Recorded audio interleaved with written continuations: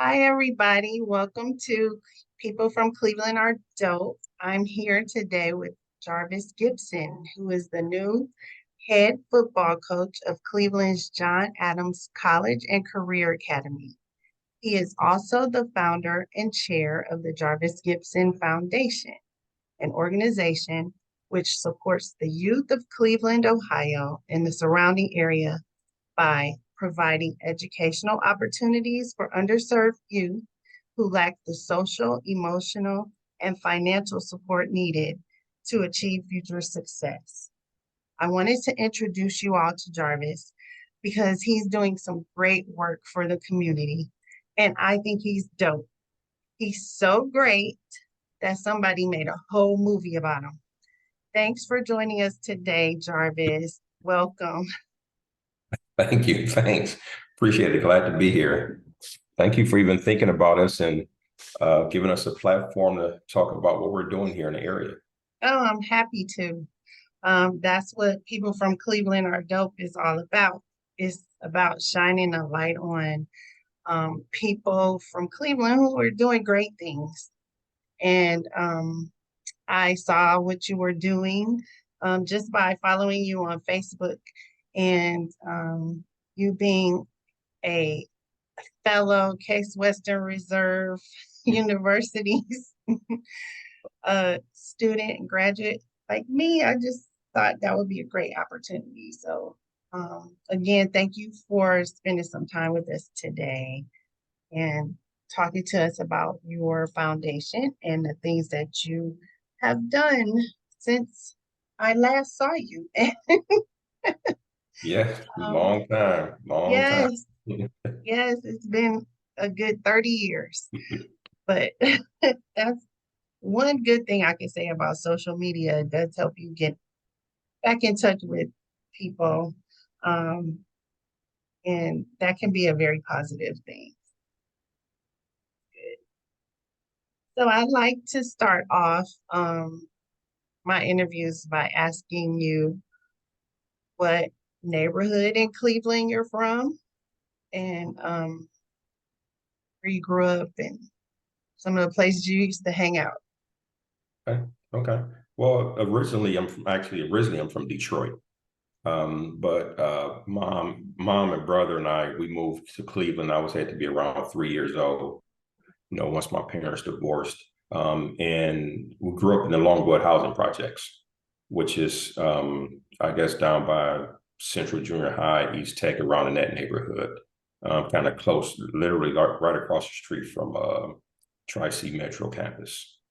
We was there, I think we finally moved in there. Maybe I was 6 years old. I think we were there from maybe kindergarten, first grade to maybe, I think the summer of seventh grade, but going to the eighth grade is when we actually moved out. But most of my growing up years, especially the younger years, were definitely down in Longwood projects. From So, there, mhm, yeah, go from ahead. there, we moved off of, I still remember the address, 7415 Cornelia, which is, I think is 4th Street north of Superior Avenue between Superior and St. Clair. And I actually went to East High as a freshman and then transferred to South High School. And I was there for my sophomore, junior, senior years. What made you transfer to South? There was a couple reasons. One, there were a lot of gang fights going on at East High during those times. And I say it all the time, I'm from the housing projects and I've never seen anything like that in my life. I think there were like maybe 6, 7, maybe 8 different gangs in one building. And when I say these things, some people who did not go there, they think I'm exaggerating it, but there was literally a gang fight maybe every other week, if not more. And I just couldn't take that anymore. And also, I was missing my comfort zone, people I grew up with, Mhm. the folks that, I went to elementary school with, junior high school with, I was not with them anymore. It just was not my comfort zone. Okay. I made friends there at East High. Actually, some friends who actually, believe it or not, end up coming to Case that I didn't even know when we were at East High. Ah, okay. Um, but once they got there and we were there together, we started, communicating and realized we both went to East High. Um, some at the same time, some came a year after I left. But again, through social media, you still have communication with those folks from East High, and Mm-hmm. of course, folks from junior high and things like that. But yeah, that's the reason I left. Again, the gang fights and, just out of my comfort zone. So I just wanted to get back to my comfort zone so I can thrive a little bit more. Okay, so I watched um your movie and Okay. I learned that you also went to the Cleveland School of Science. Yes. Mhm. Yes. Albeit I only went there for one semester. Uh-huh. So I want to say it had to be, there was definitely sixth grade. So at the beginning of the sixth grade, I guess that's when they had come with the Cleveland School of Arts, the Cleveland School of Science. And my mom said I had to take the test. I didn't want to take the test, but my mom said I had to take the test. So I took the test, and I will be honest with you, I didn't try. I just went in and took the test cold. Uh-huh. I just went and took the test. And we ended up getting paperwork saying, congratulations, you've been enrolled. You've been chosen to attend Cleveland School of Science. And I had to leave mid-year. So when we came off of Christmas break, I didn't go back to Tremont. I actually went to um, Cleveland School of Science. That was all new to me. Mm-hmm. There were no school buses that was taking us there at the Oh, time. I no, had we to had to catch public transportation. take public transportation down there. It was downtown Cleveland, right off of Mm-hmm. Lakeside. All new to me. I'd never seen anything like that. There were no gym. The gym actually was just a room with carpet on the floor.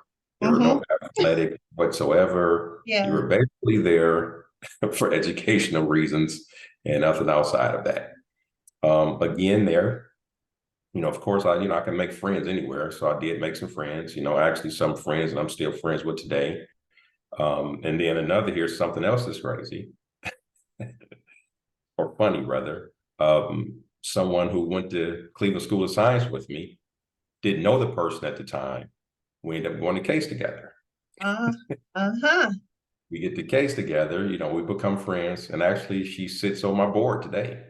Wow. How about that? Yeah, we lost communication in the case because she ended up leaving and going to UC and finished there. Okay. And then we just reconnected again through social media. And now she's part of our board. Wow. That's amazing. Yeah. Yeah. Yeah. I only went there for 1 year too. Okay. I went in the sixth grade. Okay. I actually wanted to go, but then after that first year, I was like, I miss my friends. I Yeah. want to go to school in my neighborhood.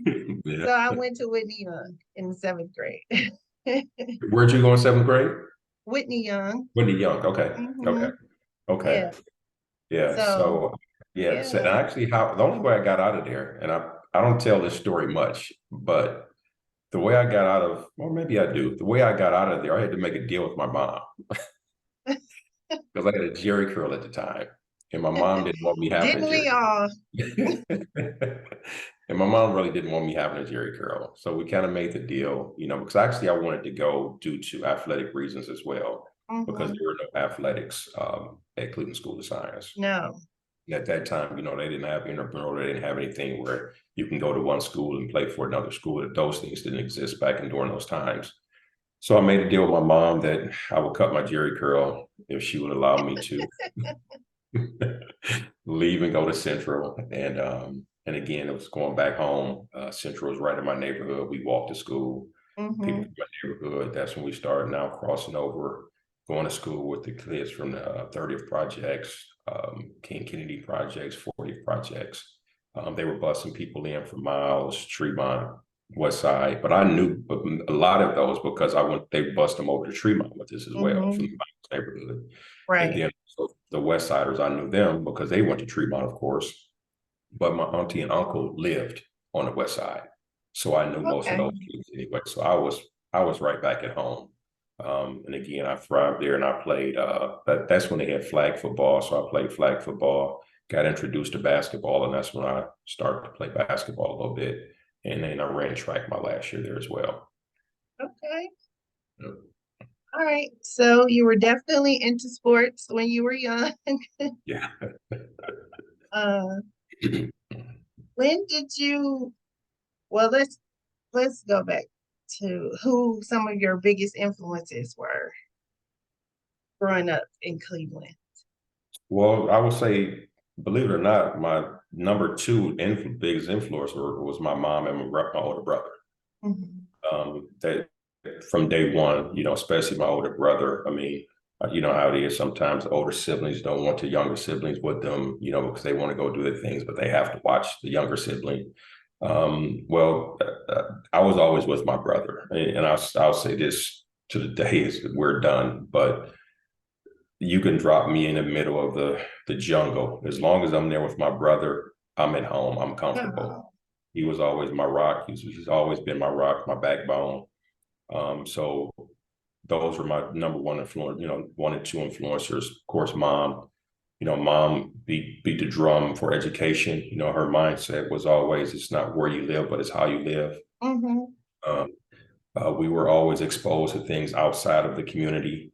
Again, I say this all the time. I played the piano, the guitar, the cornet, took acting classes, I took art classes, swimming classes, karate, Mm-hmm. wrestling. We did all of those things at a young age. That's My mom great. kept us, I took equestrian, which is horseback riding. It took all of those things as a kid living in the projects. Most people didn't know that we were doing those things Yeah. unless we actually told them. You would hear mom yelling our name out the window. My brother and I had to come in. Most people didn't know why we were going in, but we had to go in to do our lessons. Mm-hmm. So those are just the things we had to do. We just wanted to be outside playing with our friends. And we didn't realize, of course, as kids that, mom was preparing us for the future, exposing our minds Mm-hmm. to other things outside of what was there that was provided, which, in the housing projects, there was not many things that really they exposed us to outside of that. We had Mm-hmm. Tri-C, where they ended up bringing in the Jesse Owens program. But that was more, again, athletics, but the educational Remember piece. that? Yeah. Yeah, yeah. So we were part of that. We were all part of those things. Mm-hmm. Um, but yeah, we were exposed to those things. So those are my, influencers, from day one, but of course, as you start to move on in life, the bigger influence became my athletic coaches. Mm-hmm. So now you're around more males who are doing positive things. Mm-hmm. So it started with my little league coaches, Coach Galloway, those guys in that part of that team. Then you get to junior high. It was Mr. Caldwell Washington. Um, who later was what the odd is that I ended up playing for him and then coaching against him. Wow. Yeah, he became the head coach at of the football program at Lincoln West when I was the head coach at Cleveland South High, and we ended up playing one another. Wow. So How about that? yeah, interesting, very interesting. Yeah. When did you know that you wanted to coach? I didn't know early. I will say this, we have a annual cookout for the neighborhood housing projects that we grew up in. And I would tell you, the first, like when I bring my son along with me, he gets to hear the stories of, people, young man named Greedy. We called him Greedy as a kid, still call him Greedy today. He just always goes into, how, when we was growing up, it was called the artificial quarterback. That was the guy who wasn't really on the team. He just kind of put the team together, but he threw the passes to everyone.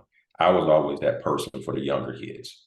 Okay. Um, you know, and I would tell you going through high school, for me, my teammates wasn't really my competition. For some guys, we were, competitors against one another. They Mm-hmm. were really my teammates, my brothers. So if there was anything I can do to help them with their game or vice versa, we did those things. And then, of course, when I got to college, kind of the same thing. You had some guys who didn't get much playing time, but I would stay after. I would even come in and practice early. to work with them, but it never clicked in my head that one day, well, actually, I was prepping myself to become a coach. And then I can tell you after playing, I got a phone call sitting at work one day. Didn't know the guy. He gave me a call and said he knew me. He knew that I could play the game. He had got my information from Coach Harris from Case Mhm. because he actually played at Case, some years before us, prior to us. And Uh-huh. he reached back to Coach Harris and Coach Harris gave my information. He gave me a call. And I still remember the conversation. He said, I know you can play the game, but can you coach the game? I never thought about it. Went over to his office, met with him, um, signed some paperwork, talked about it, and I Mhm. got into coaching. And I never looked back since. And I want to say that was in 97, 98, I believe. And I've been Okay. coaching ever since. Mhm. Okay. How did you end up at Case Western Reserve? Coach Harris. Believe it or not, I literally just had this conversation with, I don't know if you remember Dr. Brooks or not. Well, she's Dr. Brooks now, Latina Brooks. Literally just had this because she's kind of like an advisory to our board, Okay. and she knew the case as well. And same conversation, had no knowledge of Case Western Reserve whatsoever, and it's right in the middle of our city. I just remember going up and down Euclid, seeing people cross the street, had Uh-huh. no idea of what it was, what was going on. Wow. And Coach Harris he became a teacher at our school my senior year. And then I also recall, I think her name was Miss Steele, and I want to say she was with Upward Bound maybe. And they'd come into South High and did a presentation on Case. Mm-hmm. Mm-hmm. And my home teacher, Miss Poole, which is now Miss Poole Martin, she always pushed me to do anything educational that was going on. She made me do it. That's how I became homecoming king, prom king, all of that stuff. Yeah. She Yeah. pushed me to it. She was like, "Well, no, Jarvis, you're going to apply." And I was like, "I don't even know what that is." And she was like, "Don't worry about it. Just apply." I applied. I looked up. I got accepted. Still wasn't on my radar. And I want to say that was like coming off my junior year. I had no idea what it was. Uh-huh. Coach Harris ended up coming into the building my senior year. And, just every now and then, just in passing, he would mention, because I want to say his room was right next to Miss Poole Martin's room. So I would Okay. talk to him every now and then. And then he came to one of my games. And I just remember coming to me and saying, make sure you apply. And I was like, well, actually, believe it or not, I already applied. And he's like, oh, really? It's like, yeah. Then he invited me to a game. Went to a game, was on the sideline, seeing things that was going on. Still had no interest at all Hmm. whatsoever. Wow. So I just Okay. moved on in life and, had opportunity to go to Alabama State, other places, Cincinnati. And next thing you know, I actually went down to a visit to Ohio Wesleyan. And when I took my visit to Ohio Wesleyan, I made some friends, Derek and Damon Cody, twins who actually went to Glenville. One is a plastic surgeon now, one is a software engineer. We became friends. Funny story there. Their mom actually was a substitute teacher at South High School.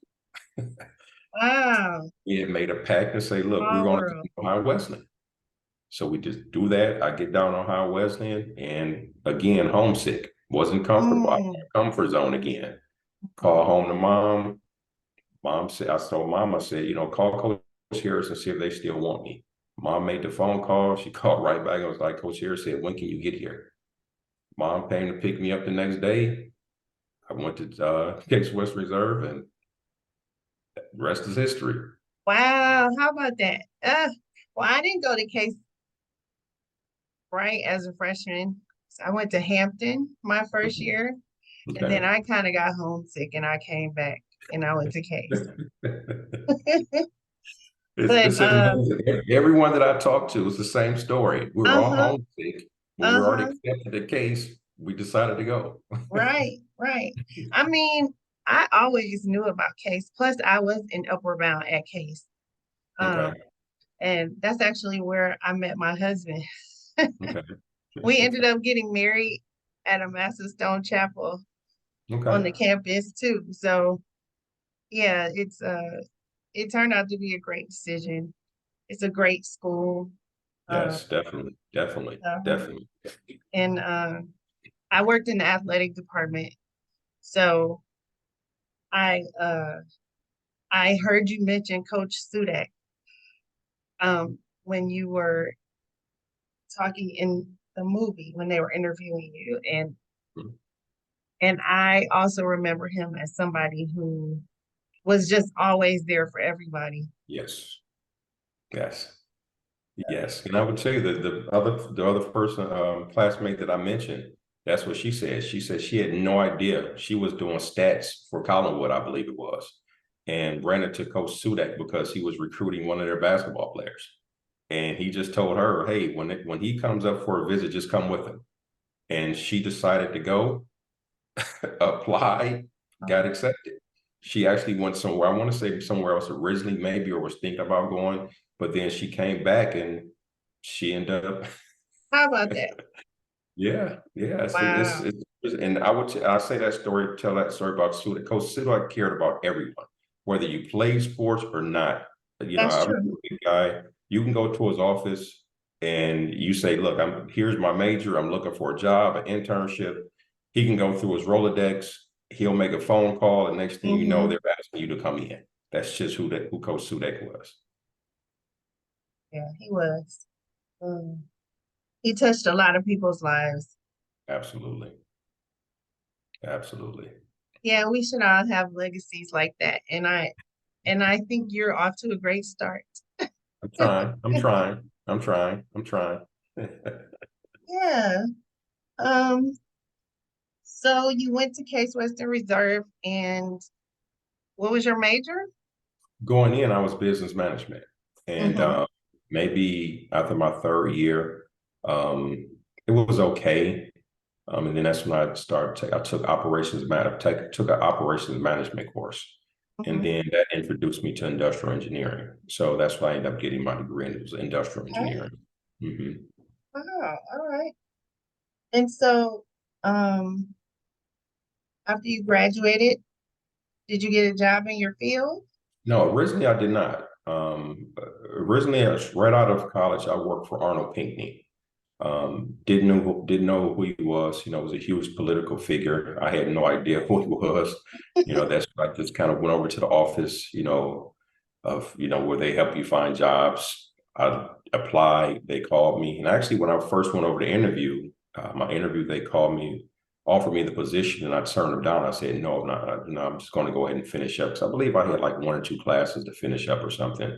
And then I called my mom, told her about it, and she was like, "Do you know who that is?" I was like, "No." And she kind of explained to me who he was. I did my research on him. They actually called me back without me even calling them. They called me back and he upped his offer. Wow. They wanted me to come and work with them, and I'm glad. Really good decision. So right out the gate, I worked for Arnold Pinckney for a couple of years.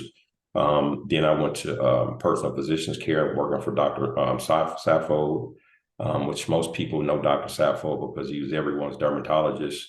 Mm-hmm. um, Mm-hmm. Bounced around in the health industry for a while, and then finally I landed a job. It was called COIS. It was with National City Bank at the time, and COIS stands for Corporate Operation and Information Systems. So I went there, and I was an industrial engineer in their program for a couple of years, and then that's when I landed the job with well, at the time it was SBC. So I landed a job there and was with the phone company in my field at that time for 19 years. Yeah. Wow. Okay. That you must have liked it. Oh, yeah. Yeah. What I Very. liked about it is that it challenged me every day. There was Mm-hmm. a challenge because, I went to three different areas in the company. Each, provided something or offered something different, knowledge wise, education wise. I really did enjoy it. And then finally, that's when I started to understand you can continue to work for others. And I would say I seen a meme or something or like a little skit where a guy was standing in front of his workplace and his boss pulled up in a very nice car. And he told his boss, "Hey, it's a very nice car." And the boss turns to him and says, "Yeah, and I can get me another one as long as you keep working as hard as you work." And that's when my mind started to shift. And when I seen that, I said, "Let me shift gears here. There's something more out there for me." And Okay. then that's when I jumped heavily. into the real estate industry. Real estate has been very good to a lot Yeah. of people as far Yeah. as building wealth. Yeah. And that's what I was looking at as towards one, building wealth for myself, but also generational wealth for my son. That Hmm. was the key for me, is to making sure my son and his kids were set up Hmm. for the future. And that's when we got into the like a real deep dive into generational wealth. You know, real estate was one of the industries, but we also got into um, the market as well. So that's where most of our money is, and with our investments is through the ETFs and mutual funds, and then the housing market, real estate market. So what motivated you to start the Jarvis Gibson Foundation? Believe it or not, I was doing the work already. I have been doing the work since maybe 2004, 2005, and then still doing the work, still doing the work, still doing the work, and then I want to say it was maybe 2008. They did a story on us at Cleveland South High, and someone reached out to us, to me, after the story was done. Hmm. Also, South High graduate, also a Case Western Reserve graduate, Hey. and we made connections with one another. And then as I was doing the work, he asked me one day. He said, Jarvis, are you nonprofit? And I said, no, I really didn't know much about it. Good friend of mine at the time, asked me, well, Jarvis, what do you think about becoming a nonprofit? I said, I don't know. Tell me a little bit more about it. She then let me know about, the steps to do it, things I had to do to become a nonprofit, Mhm. because even he let me know that's how you can get grants and things like that. When people donate, think not only monetary gifts, but other things as well. There are tax deductions that benefit them. And then I want to say 2016 is when we filed the paperwork, and we became nonprofit. But that's why I wanted to do it. Like I said, I had already been doing the work, but this now gave me different avenues to expand the work, and get things done on a higher level, higher plane, and that's why. So, excuse me, tell us a little bit more about what your foundation does. Okay. We dibble and dabble in different areas, but our main component is working with youth. We want to make sure that the youth have the opportunities that didn't exist for us when we were growing up. They give things now.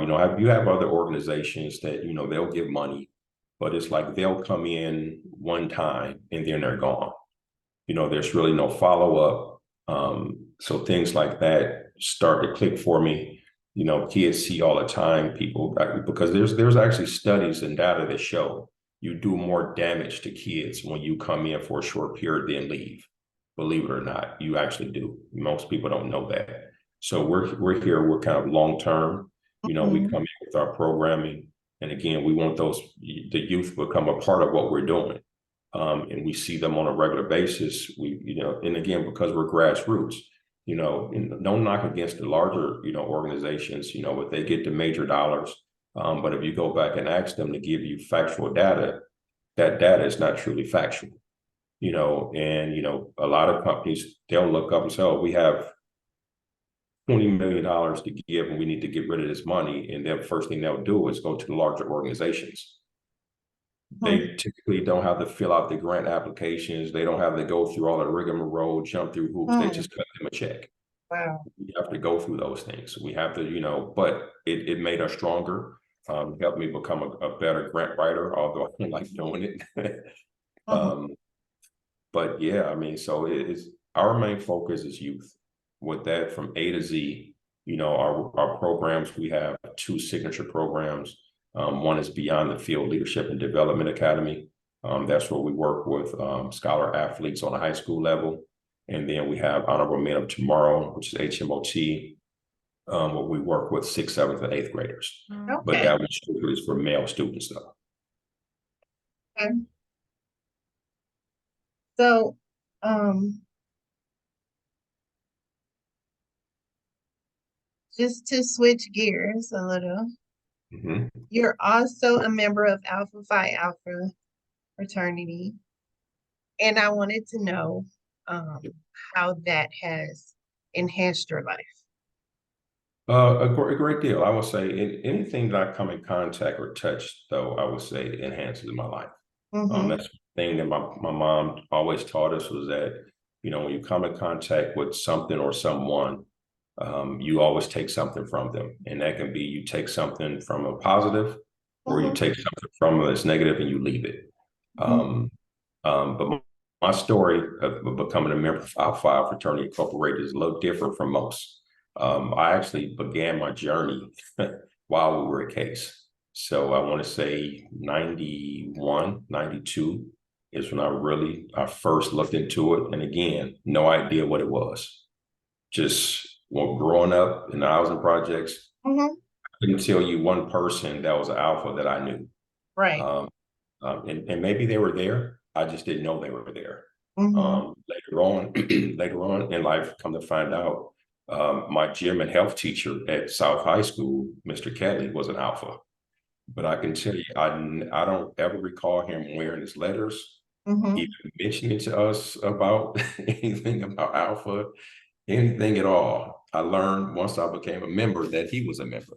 Okay. Um, but once I became a member, spring of 2000, I mean, it turned my world upside down. Just the people I came in contact with. Mm-hmm. Um, I would tell you when I got my job offer from what at the time SBC, my boss was my hiring boss at the time. Her husband was an alpha, Uh-huh. and her stepson was one of the members from Cleveland State that I knew. Okay. It all start to play out now.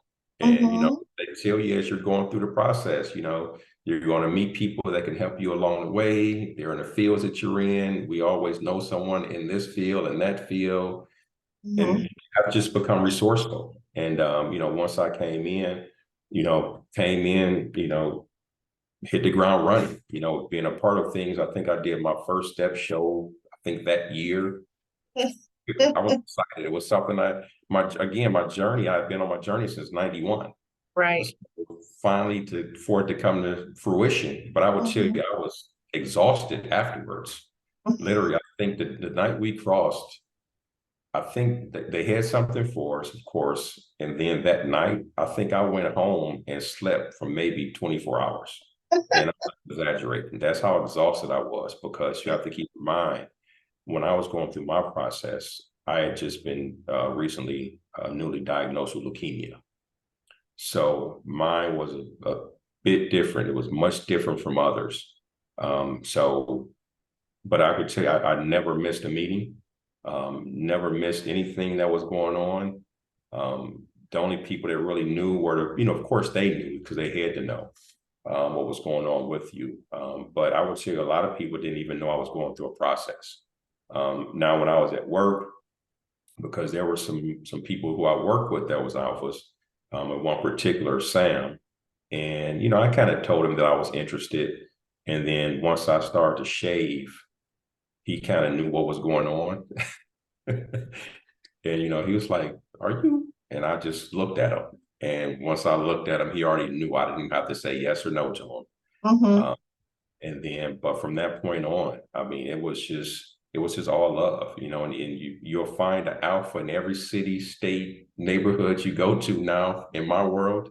There's Mm-hmm. always someone there. I was just at a head football coaches meeting on Thursday, and the presenter who came in to speak to us about NIL deals, come to find out he's an alpha. Ah, He's like, we're everywhere. But it's and definitely in. yeah, the reason Yeah. I mention that is because um I would love to see more of us having interest in the D9. Um, Mhm. so you're in a position where you work with young people and you are their role model and they see all of these things that you're doing, including being a member of Alpha Phi Alpha. And hopefully they can take that information and, maybe explore joining a fraternity themselves when they, get to that point. But you're, you would have had a positive influence on them. Let, So let me I let think me let me that's throw let great. me let me throw this at you. Started coaching at South High School, right? Uh-huh. Well, yeah, South High School. Kids that I coached at South are members of Alpha Phi Fraternity Incorporated now. There you Coach, go. coached at Chanel, some of them are now members of the fraternity. Mm-hmm. At Shaker, some of them now are members of the fraternity. So I would tell you, every place I've gone, coaching wise and running our Mm-hmm. programs, someone has taken that and become a member. That's And I fantastic. will tell you, yeah, there's something that, and I won't say what it is, what my license plate says, but once they become a member, they'll come back and say something to me to the effect of what it stands for. Because Ah, during the time they have no clue what it stands for. huh. And when they come back, they'll say, Gibbs, is that what that stands for? Yeah, now you understand. Okay. So, and I would say, if you look at because we actually run a curriculum with our programming, Mm-hmm. and there is, I want to say it's a 2 week stint of curriculum that we introduce them to Greek life. That's fantastic. Yeah. Hmm. Yeah. That's great We actually because, do. like you said, when you were growing up, you didn't know anything about it. None at all. Because I guess back then the big movie was School Days. Yeah. I didn't, I, and I was guilty of it. I hadn't even seen School Days. I had seen bits and pieces of it, but I had no Uh-huh. idea what it was. No idea what it was or what it represented at all. Wow. Okay. So let's see what else I wanted to talk to you about. What do you think is um, one of the most important things that inner city youth today need in order to go down a positive path as opposed to the Exposure, negative one? Okay. exposure, exposure. Um, and again, no knock against, what they're doing. You have programs, and I would tell you, CMSD does a phenomenal job at bringing programs in. Hmm. But I just don't think it's going deep enough. Because I'm one, yeah, you can expose youth to something, but make it an educational exposure. It's Hmm. not just a trip. Okay, so you take a kid to Cedar Point, you take a kid to Washington, D.C. Some schools do better jobs than others, or some Hmm. programs do better jobs than others. When they come back, when they're done with that trip, have them write a paper about what they see, what they were exposed to. What did it mean to them? What did they get from it? Anything. Hmm. But follow up with it. It's just a one and done. Okay, yeah, you took me to DC. Yeah, I seen DC. Tell me something about it. A week later, they couldn't even tell you. They were just there for the day or 2 days, have fun, and they're back. Right. But number one thing for me, I think to help them is exposure, because it's also, I would tell you, there are a lot of kids, and I can't give you percentages, that has never been outside of the city, the state, or even their own immediate neighborhoods, Right. because there's no one to take them out of those neighborhoods. And I Hmm. can think back, it had to be 2007, where I became the offensive coordinator for the Cleveland Browns 7-on-7 team.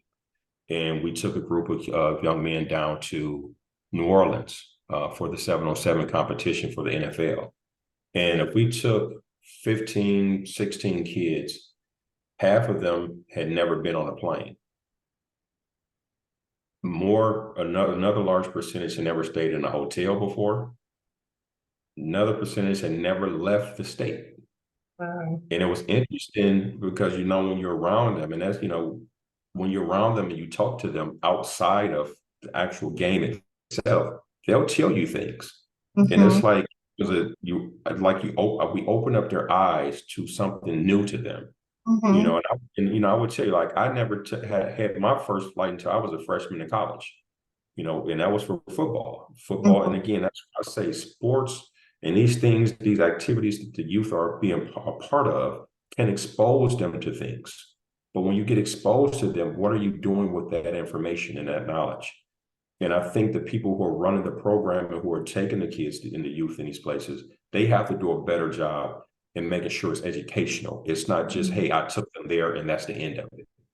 Um, so for me, it would my number one thing to help the youth would be exposure, because a lot of again, they don't know anything outside of what they see on a regular basis, right? They may see on social media or TikTok what someone else is doing, but do you really look at it and say, okay, where are they when they're making that TikTok video? Hey, they're down in Mm-hmm. Miami Beach. Hey, you know what? I think I want to go there one day. Or someone, hey, they're in South Africa. Hey, I think I might want to go to South Africa one day. Mm-hmm. So I think it's exposure. You have to expose the youth to things outside of what they see on a regular basis so they understand what else is out there. Because I only know what I know. If I don't know, hey, I can live in a big house or I can have this or I can have that.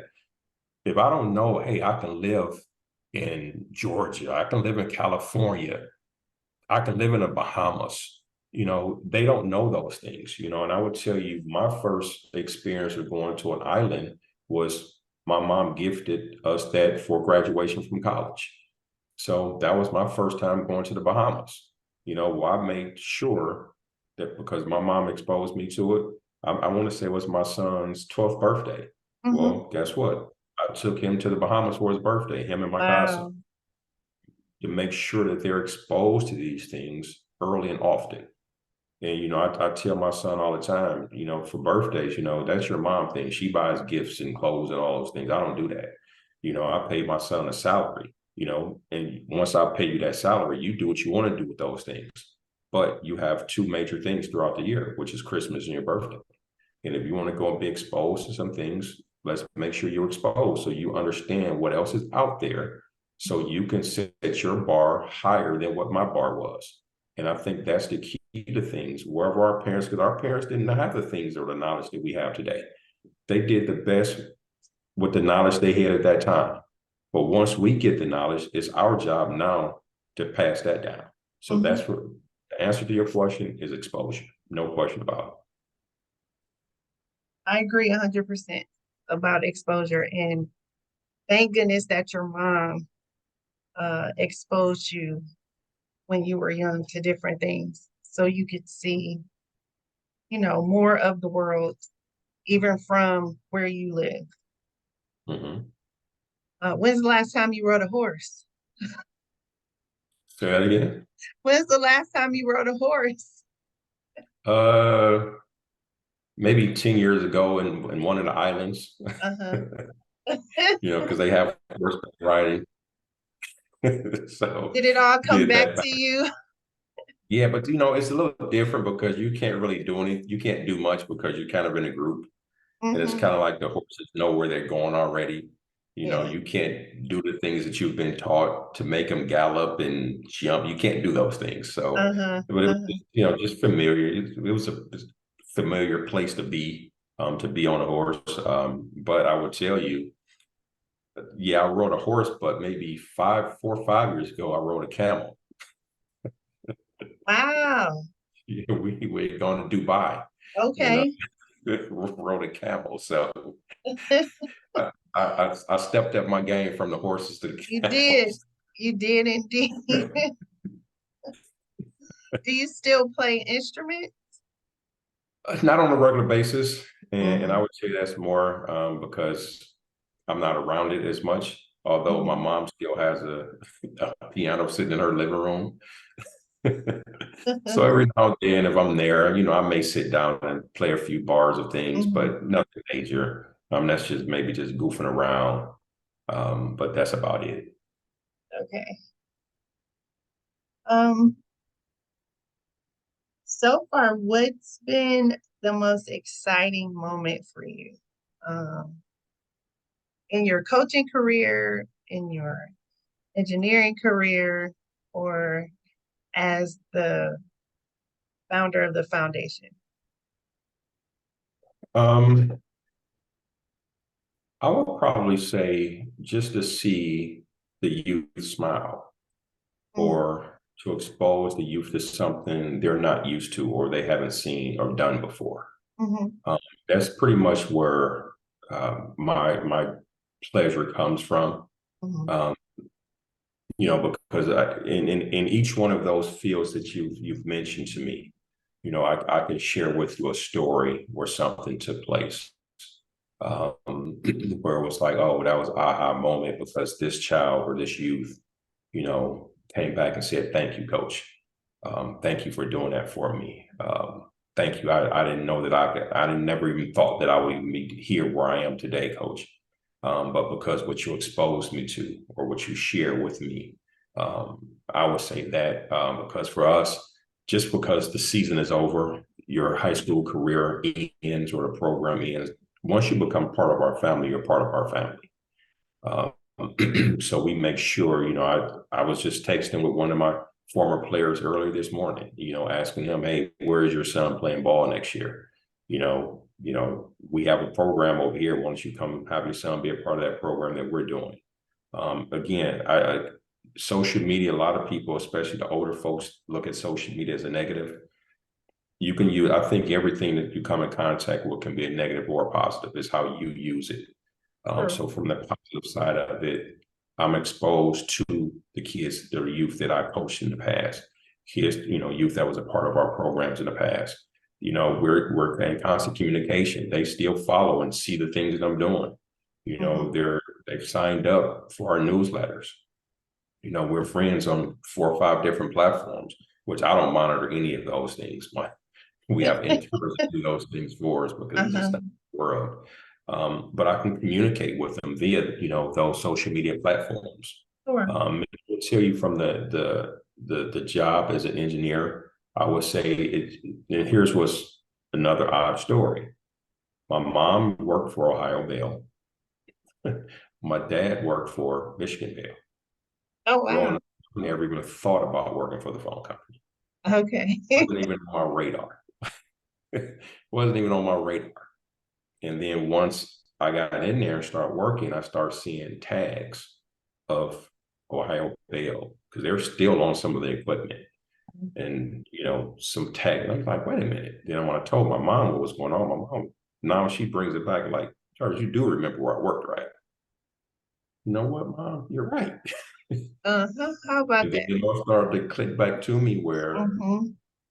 my brother and I, as kids, we're getting into it because mom is at work in the summertime and we're getting into it. And I'm constantly calling mom at work. Mom, he won't let me use the phone. Mom, he's taking this from me. Mom, he's bothering me. And just, it's like when we would call, her coworkers knew it was us. Mm-hmm. Jarvis is on the phone again. And my mom was like, you keep calling me at work. But all of those good memories just started to come back. And then, because I was working on a switch, I was a switch engineer when I first got at with the phone company. And my dad used to work on a switch when it was first created, back in the late 70s. So all of that stuff started to come back.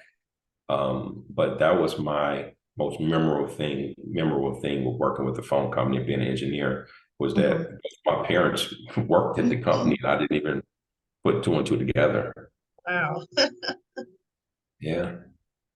Well, you do so much to give back to other people. I just wanted to know how you got through your bout with leukemia. What helped you get through that tough time? Because I know it had to be um,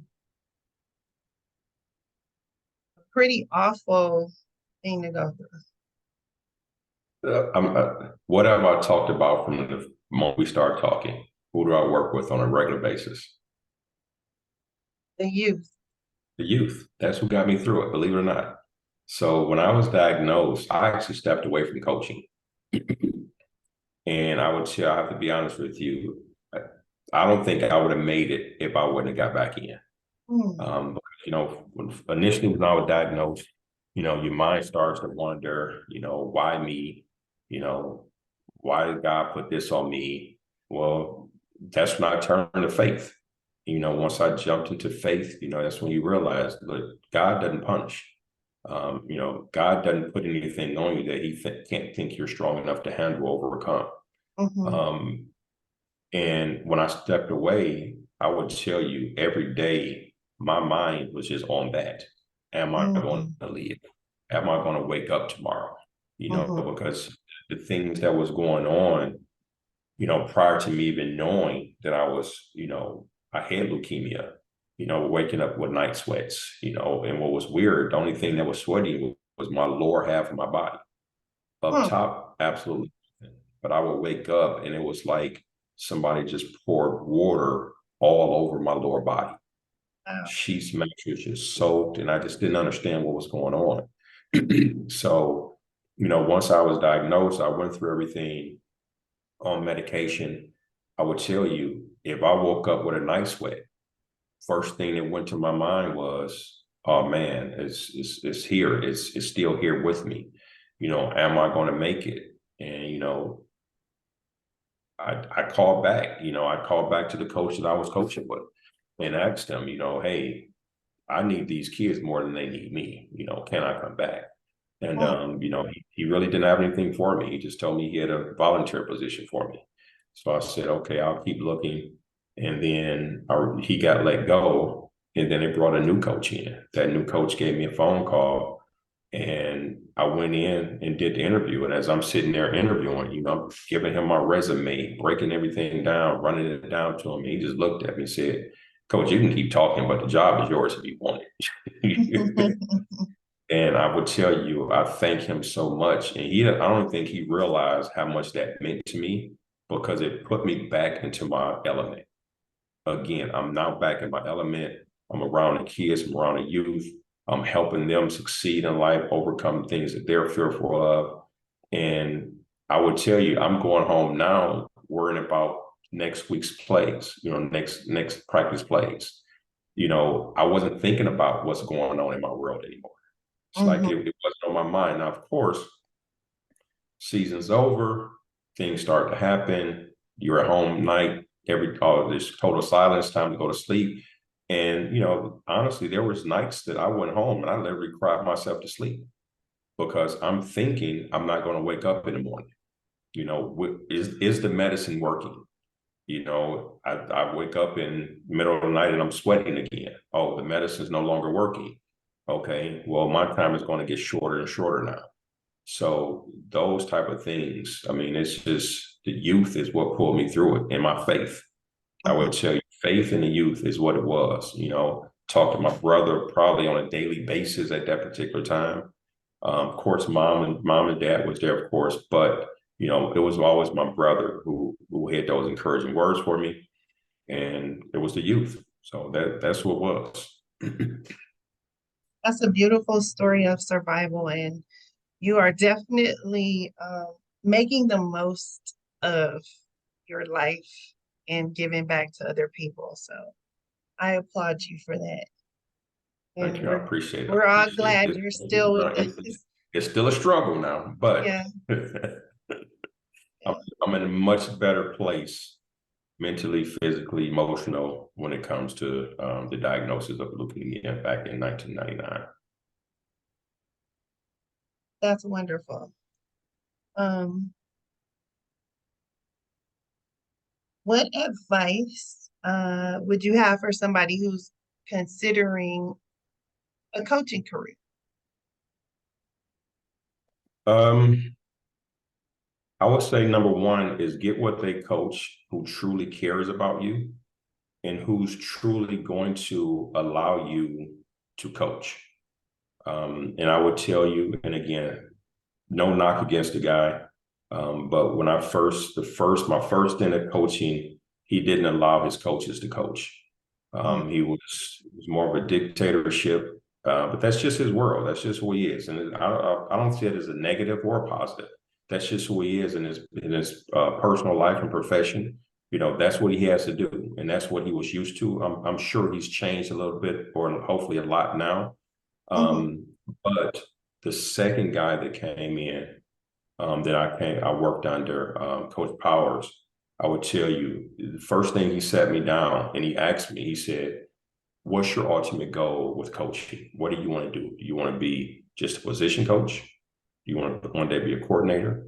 Do you want to be a head coach one day? What do you want to do?" And I said, "Actually, everything that you just named to me, step by step, that's what I would like to do." So he said, "Okay, well, I'm going to put you in my hip pocket."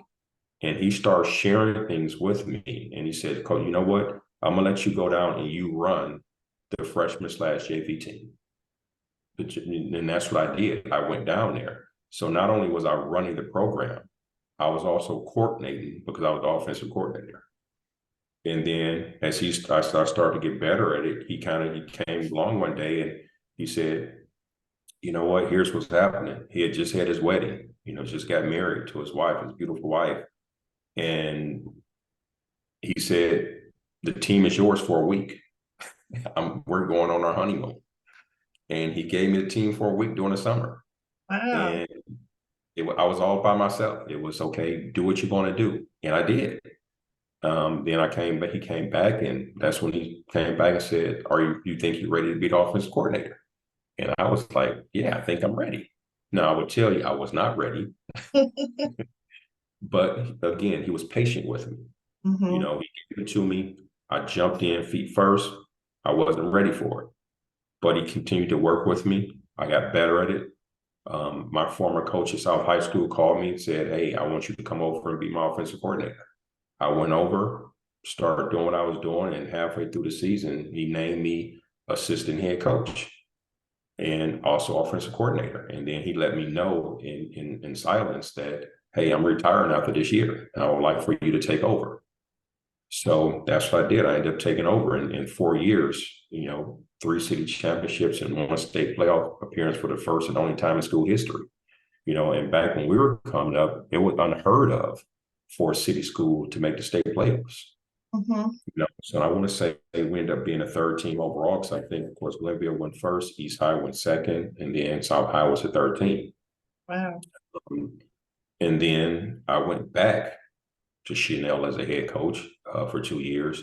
Then I went to Shaker for 8 years.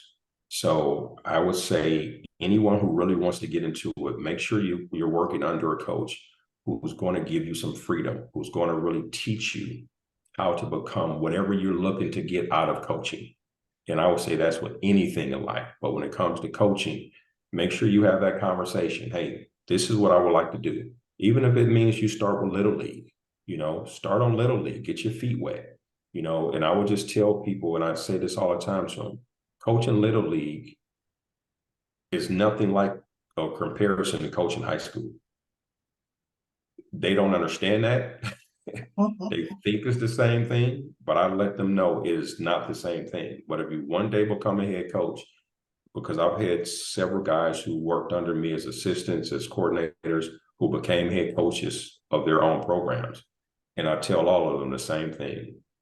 But you have to make sure the toughest things you're going to find out early on is finding coaches on your staff who's number one, who's qualified, number two, who has the same passion for your program that you have for your program. Because, a lot of times you'll get people, they don't have that same passion. They just want to coach. But I think that's where in today's time, you have to figure out, and you have to ask the question as a head coach as well, when you bring someone on board, what is it that your ultimate goal is when you come on as coaching? But I would say number two, number three thing is, if you come on coaching on board, you have to check your ego at the door. It's not your program. It's someone else's program. And a Hmm. lot of guys can't understand that. They come in and they get unhappy, dissatisfied with what's going on, and they want to jump ship, and they'll find out you go work for someone else, it's going to be the same thing. It's not your program, it's someone else's program. You can't do everything you want to do the way you want to do it because it doesn't work that way. If you want that to happen, you have to become a head coach and run your own program. Other than that, check your ego at the door, because the way I see it, we're all here for the same reason, and that's here to help youth. So if you're here to help youth, please come join my program, be part of our staff. Let's grow together. The knowledge that I have, someone gave me this knowledge. Someone shared it with me. I would be doing a disservice to people behind me if I don't share the knowledge with them that will share with me and the things that I've learned since then. That's great advice. Are there Thanks. any goals still on the table for you as a coach? Yeah, there's always an ultimate goal, and people can say what they want to say, but we're all doing it for a reason. We want to win a state championship. Now, I won a state championship as an assistant coach, so Mm-hmm. I have a ring, but I've never won as a head coach. So, Okay. that's the ultimate goal. All right. But I would tell you, there's things that you have to do and accomplish before you get to that goal. So each one of those accomplishments, right now for me is working and formulating our program here at John Adams, turning this thing around. I think the previous coach did a good job. I think he went to John Marshall with you guys. Um, Oh yeah. But what we're looking to do is take it to another level. I think he left a phenomenal base, but now it's time for us to build on that base and take it to another level. So we're trying to build this program from inside out, and hopefully we can continue to do that. We want to help from the community, alumni. We're asking everyone to come back, but the goal now is to get the team to the state playoffs. They've expanded things from when we were in school, it was only 4 teams per region. Then when I was coaching, it was 8 teams, and now it's 16 teams that make it to the playoffs. So I would say right now our goal is to just the number one thing for us is to get the culture changed, to change the culture and set our culture. I think the culture that was left behind, some of the kids are still trying to go with that culture, but Mhm. it's a new sheriff in town. And with the new Okay. sheriff in town, a new culture. So that's what we're working on, and we're going to do it diligently on a daily basis. So hopefully we'll get there. All right. Well, good luck to you. I hope Thank to you. be reading about that one day. Um, how can people get in touch with you and support your foundation? We have a website. Always ask people to go to our website. Sign up for our newsletter. But the website is www.jarvisgibsonfoundation.org. And if you go there, you can always shoot us a message. Send a message to us. We'll respond back because there's someone that monitors that website and those emails on a daily basis, regular basis. So yeah, and our email account, which will be changing soon, but right now it's Jarvis Gibson Foundation at gmail.com. Okay. This has been wonderful. Thank you so much for taking the time to talk to me today. Thanks for having me. Appreciate it.